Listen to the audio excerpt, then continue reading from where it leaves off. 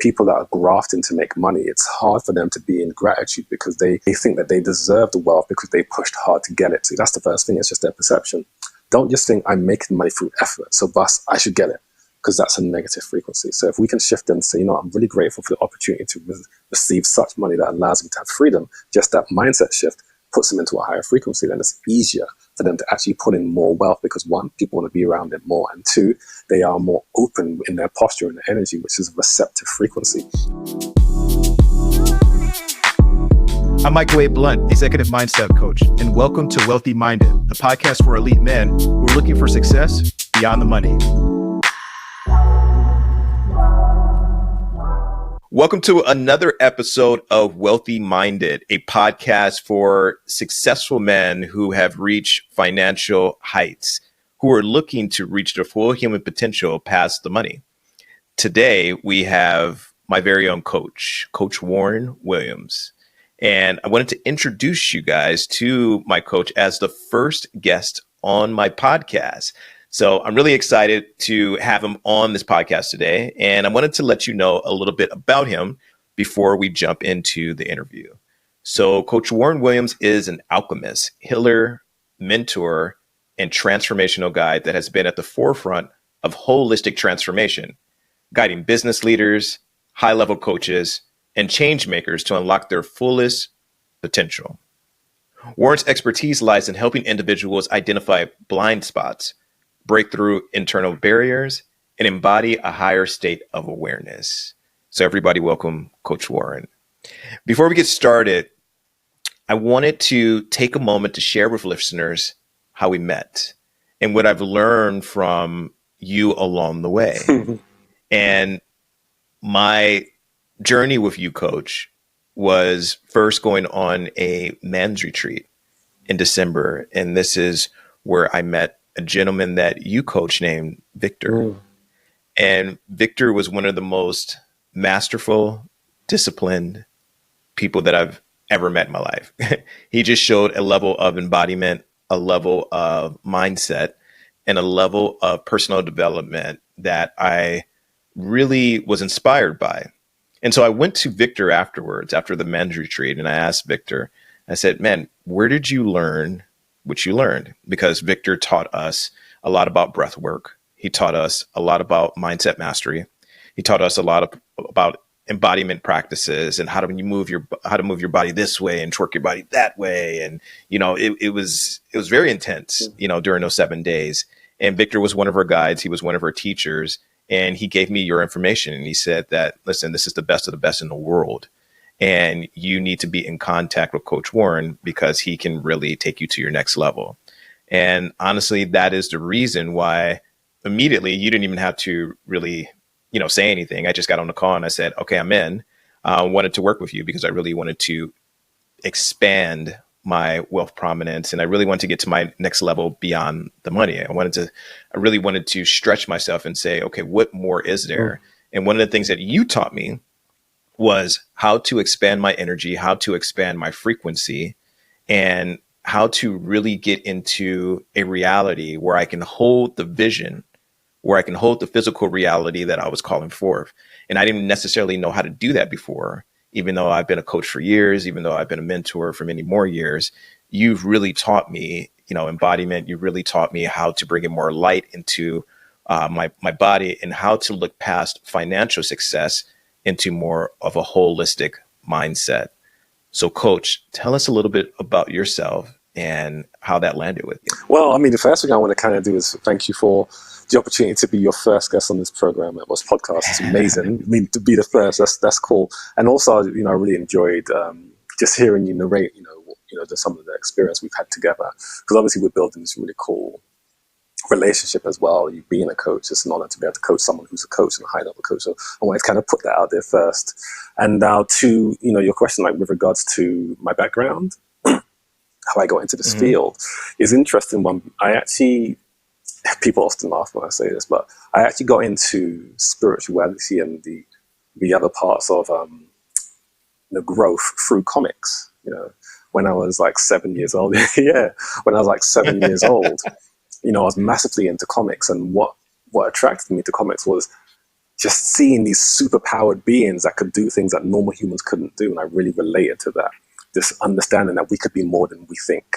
And, just think of it like saying such as Spider-Man, this very famous saying, which is from his Uncle Buck, which is with great power comes great responsibility. Yeah, you've heard it before. Yeah. And just things like that, it's like really inspired me. I was like, wow, there's something here that's inspiring this inner awakening within me, just knowing that there is some potential within us. And that's what started my journey. And I was really drawn to the comics that had characters that were almost like cosmic level beings, because they could alter reality, they could master their mind, they had incredible discipline, they could change matter. Those are the characters that really struck a chord with me. So I knew from that point there was something within me that wanted me to connect to that identity or that idea. And so then from that, I was really obsessed with perfecting my being in some way. So I started martial arts at 9 years old.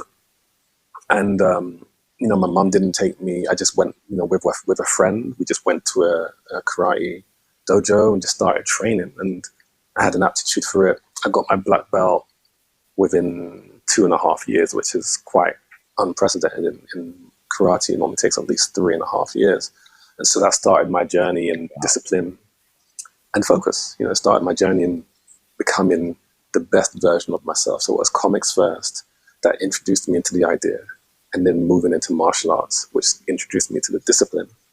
And then from there, I was like, okay, what else is there? And funny story, when I was maybe 14, I used to be a rapper. And what? Yeah. You never. Yeah, I wasn't ready for that, Coach. Yeah, You didn't tell me that before. I know. It's not that funny. Listen, audience, if you know Coach Ward, this is the most disciplined man I have ever met in my life. I mean, down to the way he eats, the way he dresses, the way he speaks. I mean, if I ever say I can't or any word that is, limiting, he automatically flags me. I'm surprised he doesn't have a stick right now where he just beats me for anything, for any way that I'm off. But to hear that you're a rapper is awesome. It's just one of the many facets. Tell us more about that. Yeah. So, do you coach people how to rap? Yeah, because I'm in. Yeah, I mean, it's just back in the day, I was just back in the days of Public Enemy and Eminem and Scott La Rock and Run DMC and all that sort of stuff. We were that was the language, right? We used that sort of language to express and to kind of connect. And so it was about 30 guys around the way, as I say, around the way that used to rap, and we all created our own groups. There were 7 groups between 30 of us, and me and a guy we were called Total Chaos. And my rap name was Mayhem to Menace. Yeah. Yeah, it was. So it's quite an aggressive sort of style. And through the rapping, we went to a recording studio to actually, put some, stuff on record and really try to pursue this. And probably within the first 2 weeks that we were at this recording studio, this strange man came up to us and he just started talking to the whole of us, a group of 30 of us. And, we were all like 14, 15. He started talking to us about Sufism. And in Sufism, it means the pure being. It's the spiritual component of Islam. So it's almost like the yogic version of Islam. And it was more about mysticism than religion. And so he basically from that introduced a few of us that were interested into his mentors. And so at, 15 or so, I went and I sat with these masters. They were these 2 very high level Sufi. And they'd been practicing Sufism for about 12, 13 years at the time. And so we sat with them and they started to teach us everything about the body, teach us about breathwork, teach us about Tai Chi and Qigong. And so for the next 3 years, we basically immersed ourselves in learning from them. They lived about 20 miles away, but we would travel, even as these teenagers, we would just travel and sit with them for weekends at a time. And just learn. Starting at the age 14? Yeah, just learning. Yeah, just intensively Wow. learning. And so we basically took our Shahada and became Muslim. Yeah, stuff you don't know. So we became Muslim. Yeah. And we practiced, really diligently. We didn't work. We just did this all day. And, we would pray, but not the traditional Muslim prayer of 5 times a day, we actually did 8. Because when you study Islam, there are actually optional prayers that you can do. So you've got 5 mandatory that people know about, but there are actually 3 optional prayers that you can choose to do. And so we would do 8 prayers a day, every day.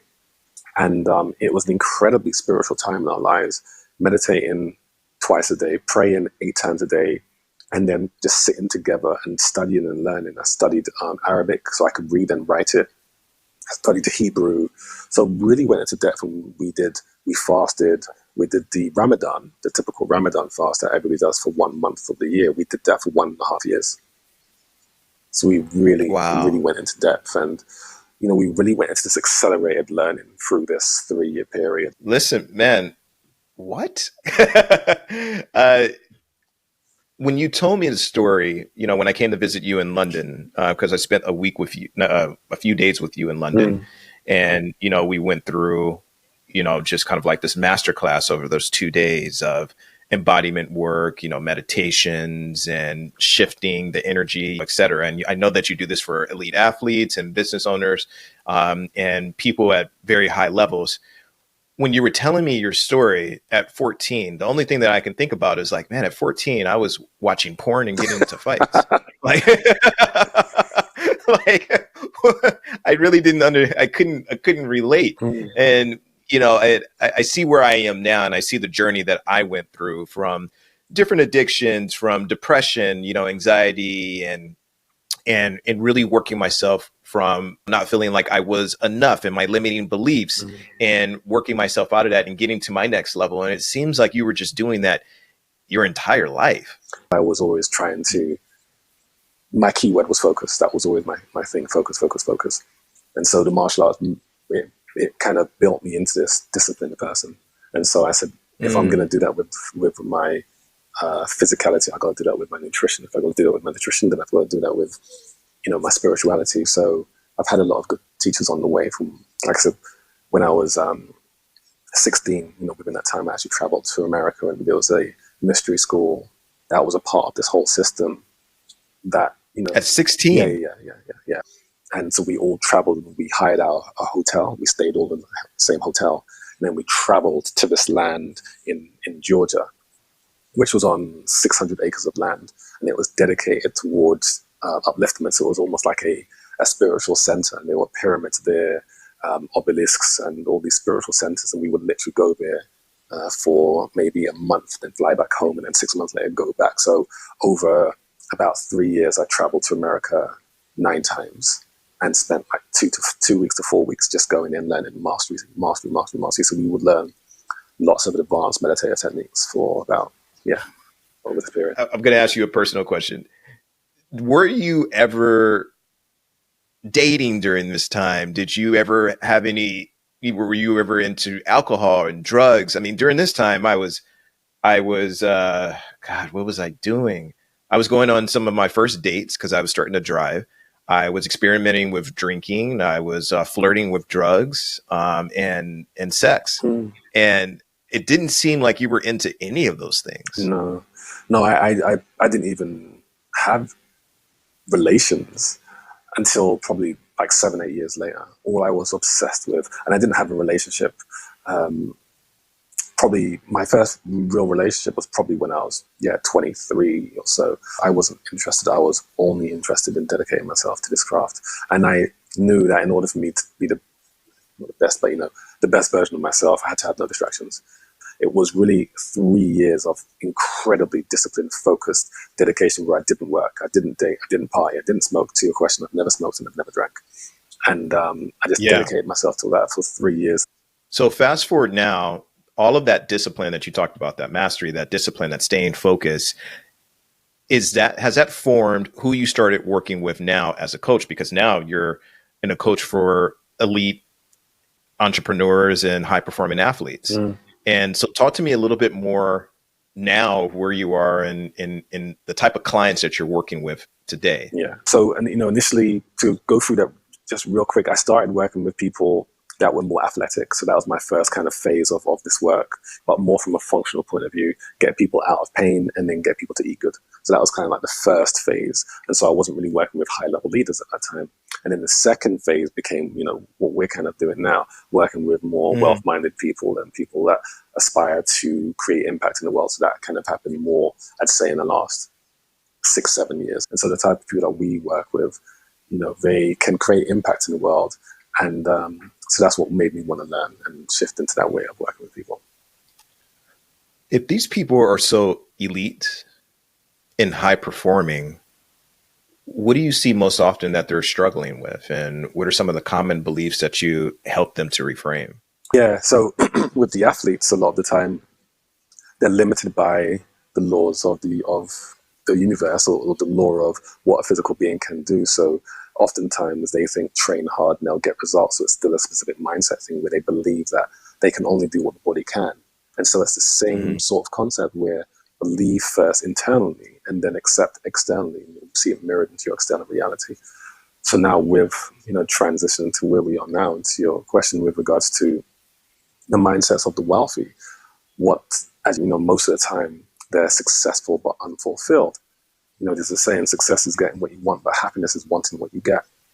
And a lot of people are successful but not happy, truly happy or fulfilled. So where I come in and where you come in as well is just getting people to realize that it's about the experiences that we receive in life that also allows the money that we gain to really expand through the experiences. And the limiting beliefs that they have most of the time is that they believe that making money is all about how hard you work, because that's a program that's been instilled in society. If it's not hard, you're not going to be successful, or no pain, no gain. These typical beliefs. So one of the things I want to get people to realize is that wealth is an energetic game, and it is about expanding the frequency of your field. So we know that in order for somebody who's wealthy to be wealthy but happy and sustained, it's about raising the frequency of their field so they can hold the wealth that they've accumulated. And if they don't do it that way, they can accumulate wealth, but at what cost? And the cost typically is in relationships or in their physical health. So the mindset shift is to raise the frequency. But how do they do that?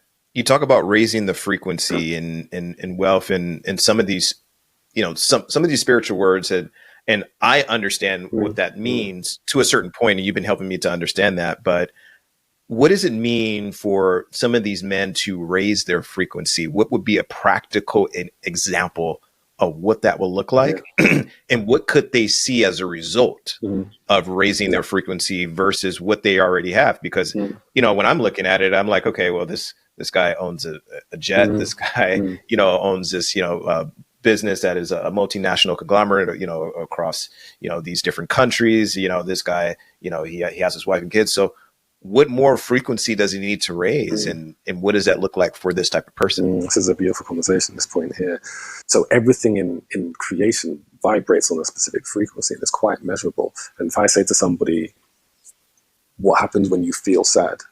And I say to them, focus on what it feels like to feel sad. They always feel this downward pressure. So that is measurable within each human being, a downward pressure. And, when people are unhappy, their posture actually mirrors the unhappiness. They round their shoulders, they drop their head. And so that is felt as a frequency that is physically affecting their body. And then you may see someone who's always joking and laughing and happy, and they typically have open shoulders and open chest. So that is also a measurable frequency because you can see it in the posture. So we call this red light and green light posture. The way you think and your mindset is actually mirrored into your physiology or your body. So that's measurable. Even a rose, if you were to think about or smell a rose, it would make you feel in a certain way that's measurable, that it would actually make you feel happy. So that's just like a quick example of, people resonate at different frequencies. People that are often angry are in a lower frequency, and people can feel it. They call it energy vampires. And that's quite measurable. You get off the phone with somebody and you just feel tired. That's measurable because you can feel it. And then there's people. So how do they raise it? Yeah. So people that are joyful, you're in conversation with them and it energizes you. So that was just the gradient. So now, with a question with regards to how they raise it, one of the first things, especially for these wealthy-minded people, is to just be in a state of gratitude. And, so oftentimes, people that are grafting to make money, it's hard for them to be in gratitude because they think that they deserve the wealth because they pushed hard to get it. They grafted more than other people. And so they're not typically in gratitude because they just think, no, this is a byproduct of the hard work. And so the first thing to do is to get to actually recognize that, no, if you're in gratitude for where you are, just being in gratitude and appreciation is already raising the frequency. That's the first thing. It's just their perception. Don't just think I'm making money through effort, so thus I should get it, because that's a negative frequency. So if we can shift them to say, I'm really grateful for the opportunity to receive such money that allows me to have freedom, just that mindset shift puts them into a higher frequency, then it's easier for them to actually put in more wealth, because one, people want to be around them more, and two, they are more open in their posture and their energy, which is a receptive frequency. So that's one of the easy ways that we can get people to raise their frequency, just be in more gratitude, be nice, be thankful, be courteous. All of those are frequencies, words of frequencies. So saying something bad lowers your frequency, saying something good raises your frequency. We've seen this in things such as the hidden messages in water, where they had 2 cups of water and they put hate on one cup of water and love on the other. And they found that the water that had the word love in it was bright and clear, and the word that had hate on it was cloudy. So we know just the way you change your state or your perception or your words raises your frequency. That's like an easy way to do it. But so I think this is the issue that I run into sometimes, and I know a lot of my viewers run into. And it's when I'm told, this whole thing about working hard. I did work hard to get here. And a lot of it was by me. There were some parts where I relied on other people, and it did take a village. I did, it definitely took my mom. It definitely took, my community in order to help me get there. But it was me who had to put in the work. So why would I not put that as one of the number one things that is going to get me to my next level is working harder. And I had to sacrifice a lot in order to get here. And I know one of the things that you talk about is you don't have to sacrifice for success. And I'm still trying to understand that part. Like, I've sacrificed a lot to get here. I sacrificed my time. I sacrificed, some of my, probably my mental health in order to get to certain levels. I sacrifice, when I'm in the gym, I'm sacrificing, hanging out with certain people, so I don't help me to understand. And this is why I come to people like you, is to help me transition into the next level of my mindset. And by transitioning into that next level of my mindset and understanding that I don't have to sacrifice for success, that is a mentality. And this whole thing around working hard and that being kind of like my number one claim to fame, I need to put that into the right place. And I know a lot of times when you talk to me, you were like, it wasn't, when you get to a certain point, it's not the hard work anymore. It's what you're creating in the attraction based on who you are. It's no more of accumulating. It's more of the becoming.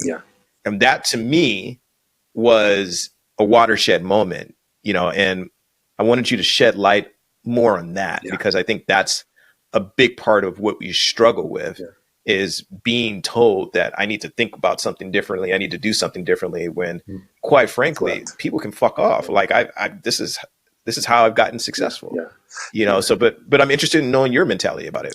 So, we've touched on this a little bit in our sessions, with burning control. And so control has gotten us to a certain point. And again, this is an identity shift, because we see everybody around us doing the same things. We know no better than what we perceive in our own reality, and we see the result of our reality. But at what cost? It's always at what cost. You use the word sacrifice, and people believe that you have to sacrifice to create wealth. And that is a mindset. That is an old model. It's an old paradigm. And so that's the first thing, is just this belief that, this badge of honor, which is a very masculine, very young way of doing things. And so the goal here is obviously to shift people into this awareness that it's actually called a duality. It's also a yin and yang. It is a polarity, which basically means hard and soft, or yin and yang, or expand and contract. All of these sort of things are there for a reason. And so, yes, you can ignore that as a person and create wealth. So we're not saying you cannot create wealth through sheer effort alone and celebrate that through your own effort. What we're saying is there's a better way. And the better way is understanding that you actually don't have to create opportunities through effort. You can create opportunities through your own frequency. So, there's that saying, success is what you attract, not what you pursue. So if you are shifting your frequency, people want to be around you, and opportunities just open. And so, I know this sounds quite mystical, but it's like if you see a woman who's, this from firsthand, a woman that's pregnant, there's an energetic frequency around her. She's raised her frequency because now she's carrying a new soul.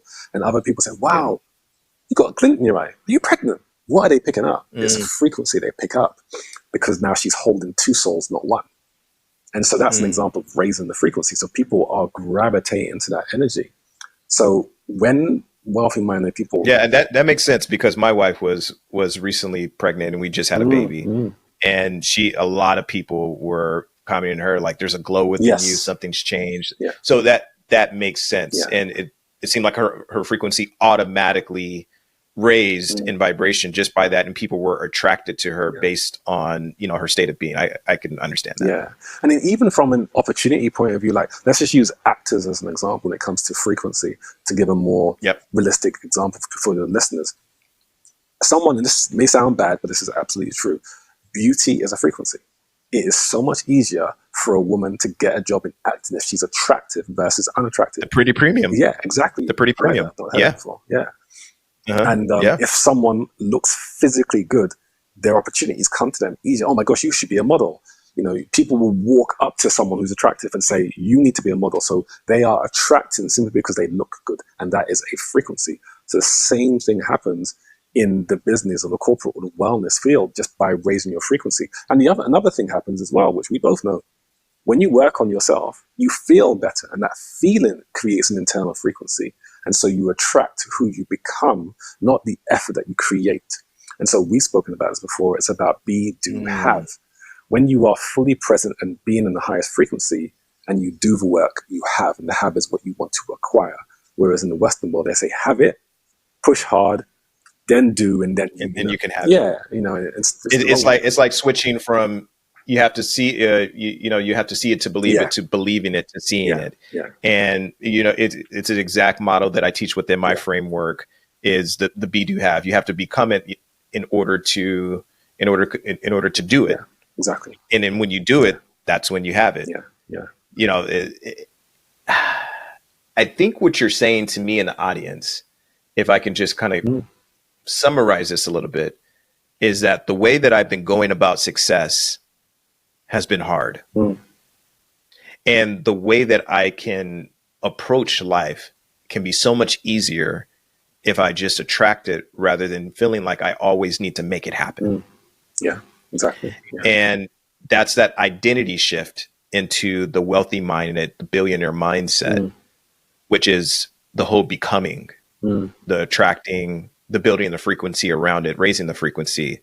So if I want to raise $1 million, if I want to expand my business, if I want to improve my marriage, if I want to have a better connection with my kids, if I want to get to a place where I feel like I can be completely fulfilled, what you're saying is instead of doing what I've been doing all of these years, grinding, hustling, going to the best universities, getting the best jobs, working really hard to move into my next level, thinking into it logically. What you're saying is there's a frequency dial. And if I increase that frequency by doing some of these minor things, such as the mindset shifts or, changing the language or complete gratitude or just, they seem relatively simple. It's not, you haven't said anything that's just so complex where I'm like, okay, let me write it down and let me study it.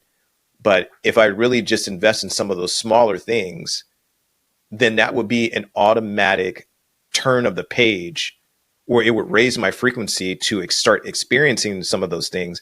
And I essentially didn't have to put in any effort. Yeah.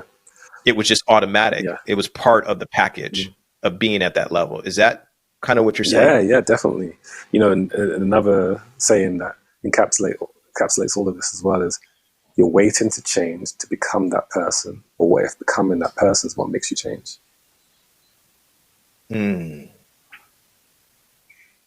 So many people that got it. Yeah, that just hurt my head. Yeah. It's like those people that are waiting to get fit to go to the gym. It's like go to the gym unfit so you can get fit. It's people are just waiting, and that's, as we know, that's why a lot of people are stuck, and a lot of it as well is identity, which we haven't touched on yet, but that's such a big thing as well as the identity. People are familiar with who they are, and so they don't think they're going to change because they haven't up until now, and that's an identity shift that they can't make because it's unfamiliar to them. So I'm going to keep doing me because that's all I know. Yeah, but there's a version of you waiting to come in that's the higher frequency. And so most people, example, people look at actors on TV, desire to be an actor, but don't actually think they'll ever be an actor. Well, somebody had to take a leap of faith without knowing, and then actually seeing the reality of the trust that they put in themselves to create the reality that they desire. And so it takes everybody to take that leap of faith. As is it Siddhartha Gautama said, the Buddha said, the journey of 1,000 miles begins with a single step. So you have to start doing work today to become the person that you want to be tomorrow, and let go of the person that you were yesterday. So, okay. So that's another question. Some more practical advice. I've been this person for the last 40 something years. How do I just let go of that person and then become a new person? That I understand the be, do, have, become, and then do it, because I'm going to do it because I feel like I am. That's the be, do. And then I'll automatically have it. How did the lemon tree create lemons? He became the lemon tree. It's very simple, but people overcomplicate it. But, my question is, how do you become the lemon tree? How do you become this next version? And how do you even know what that next version of you is? Well, I mean, an easy answer is hire a coach like us to help. That's an easy answer. Yes, that is easy. Yeah. You can save years of your life. But, for the people who are not ready for, to invest at that level, what are some of the things that they can do by themselves? It's brilliant. In their own time until they're ready. Yeah, some of the inexpensive ways to do that is look at people online that you love. People that, and we're all attracted to people that we want to be like or have similar traits to. So I would say to people that want to change, look at people that are where you want to get to. Like they say, don't get advice from poor people about being rich. It just doesn't make sense. Yeah. So model yourself on people that you aspire to and just watch how they are being, not necessarily what they're doing, but more so how they're being, how they enter a room, how they make people feel, and just watch those people, get around those people and study how they are being and start to bring that in. Now, at first, know and understand that it is going to be uncomfortable. And so most people, they like comfort. And that's what makes us as humans weak, comfort. We have the most comfortable chairs and all this sort of stuff, but that's actually what stops us, because growth is a baptism of fire, and fire itself does burn. So we're not saying pain isn't, necessary. It is, but it doesn't have to be like traumatic, fall on the ground, crying pain. It just needs to be a pain of the burn of the old identity, because you're on your path to growth, have to let go of specific things, such as friends that may not be in alignment with where you're trying to go, or foods that may not be in alignment with the new version of you. So in short, like set new standards for yourself by mirroring what you see in behaviors and lifestyle habits of people that you seek to be like. Set standards, not necessarily goals, because goals typically are in the future, whereas standards are right now. So my standard right now is to be able to fit into the third hole in the belt buckle. That's my standard. That means I have a 34-inch waist or whatever it is. That's a standard right now. So I'm going to get to gym, I'm going to eat well, and just mirror those people that you want to aspire to be like. But how do I practically move into my next level and identify and burn the old self-image and move into the next version of myself? How can someone who's listening to this, if they're driving, if they're in the gym, or if they're at home, what can they do right now to say, okay, this is a quick thing that I can do, a practical thing that I can do as a recommended next step that is really going to show some type of shift in my life? Yeah, what I would say to those people is, let's say you're happy or unhappy, whatever it is, you just aspire to get to the next level, whatever the question is. I would say this is, the most important thing is to get quiet and ask the question, what is my next level? And it seems really, spiritual, but it's really, what is my next level? Just sit with it. And then trust me, if you do that, your soul will speak to you. You will just start writing some notes down. And to the degree that you can't write notes down, it's an opportunity for you to start practicing something that allows you to slow your mind down, whether it's just going through a slow, leisurely walk, or just doing some very slow rhythmic breaths, something that allows you to actually settle your mind enough so you can get past some of the noise, and then ask the question again, what's my next level? And then sit with that. And you will start to write something down, because the only point, a tree, when a tree stops growing, it dies. And so it's the same with humans. The greatest tragedy in life is not death, it's what dies within us while we live. And so it is really about listening, because so many people especially, with people in the world that may not be fulfilling their goals, they are always asking questions, but not actually sitting quiet enough to listen to the answer. But we have to be brave enough, and it takes courage, brave enough to actually listen to our internal parameters, to hear the truth of what we have not seen, so that we can actually change that, upgrade, and become the version that we've desired for. On that note, I have one of my final questions, as we start to wrap up. Yeah. And this question comes out of me asking that question for myself. And I'm going to ask you that question for you, because I've sat with myself and I have asked, what are some of those things with me? How do I get to my next level, et cetera? And what I realized is I need to manifest how to deal better with unconscious stress. I didn't realize that unconsciously I was holding on to so many stressors in my life, especially being a coach and a mentor, working with people and not being able to clear that from my system over the years. That has accumulated into density, stress. Yeah. And static, and, these energetic connections that have been draining me, and, and been impacting and limiting my growth and development in so many different ways. And that's one of the things that you taught me. You were like, if I'm holding on to everybody else's energy, how do I expect to hold on to my own dreams? And so when I sat and listened to myself, that is one of the things that I asked. And that is something that I'm currently working through right now. So I'm going to ask you, for that self-reflection, what is one of the things that you sat with yourself and you've asked, what do I need to work on? How do I shed my old self-image to get to my new self-image? And that's that's holding me back. What is the thing that is holding me back from the next version of me? Yeah, that's quite easy. I mean, for me, one of the things was discipline. Discipline can be seen as control. And so for me, my whole life was about discipline. And so that kind of got me stuck, because I was trying to control so many things, even with my own body, like having perfect posture and perfect alignment, to the point where it was restricting flow.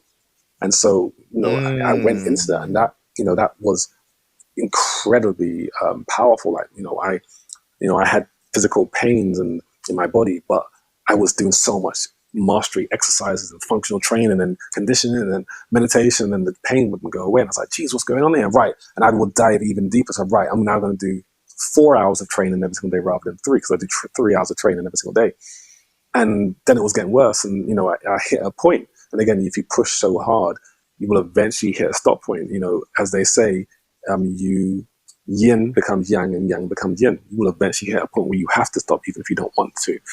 And I think we've spoken about this, like Forrest Gump. You can run, but you eventually have to stop. This, things go up, but they do come down. So I hit that point of the control can only go so far. You need to fully surrender. And I was like, no, but I just need to do more. I just need to focus. And so those pains were accumulating. And then it got to a point where I had to listen to my soul and let go of some of my control. And then it went down to 2 hours of training, and then the pain started to go away, and a lot more relaxation rather than control. And so that was emotional. I was crying my eyes out. And, just to add to that, saying I share with you a lot, success isn't how much you learn, it's about how much you learn to let go of. Yes. I love when you tell me that, because I always have to because I'm always trying to accumulate more, like more and more and more, because that was my mindset of getting successful and how I got successful. I love when you say that, because it puts me back to a place of release, surrender, and elimination. And that feels so good to shed rather than continuously accumulate. I always give the example of when people want to get to their next level and they're in a hot air balloon and they want to go up, they're releasing the bags from the hot air balloon. They're not accumulating more bags and putting more things into, the balloon. They're releasing things, and that's how they ascend up. So, with that said, and with the conclusion that we just made on this de facto coaching call that we just had, is there anything you would like to leave listeners with? Any words of encouragement or a message you feel that can be called and shared and really impactful for the wealthy minded community? Yeah, I mean, I would just like to say that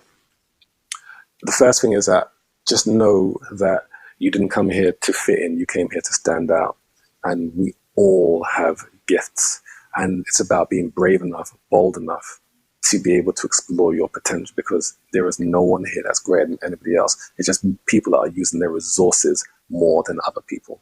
And once you acknowledge that there is no difference and that you are a sovereign soul, you have the control over your life, and you take that back. Once you realize, because you are a sovereign soul, you can reclaim that. You can create the reality that you truly desire. All you have to do is trust in your ability to do that through the work that you do every single day to allow you to grow. I love it. You can create the reality that you choose to desire. And as Drake said, I'm transitioning from fitting in to standing out. That's the line that he made. Yeah, in the comeback. But listen, Coach Warren, we're at time, and I just want to thank you for joining the podcast today and always leaving your words of wisdom. Is there any way that people could get in contact with you? Can you leave some of your handles or your website or anything? Yeah, I mean, one of the easiest places is Instagram, which is Warren W. Coach on Instagram. So that's probably the easiest place for people to communicate or connect with me. Okay. Well, Coach Warren, thank you so much. So until the next time, stay wealthy, my friends. I'll talk to you then.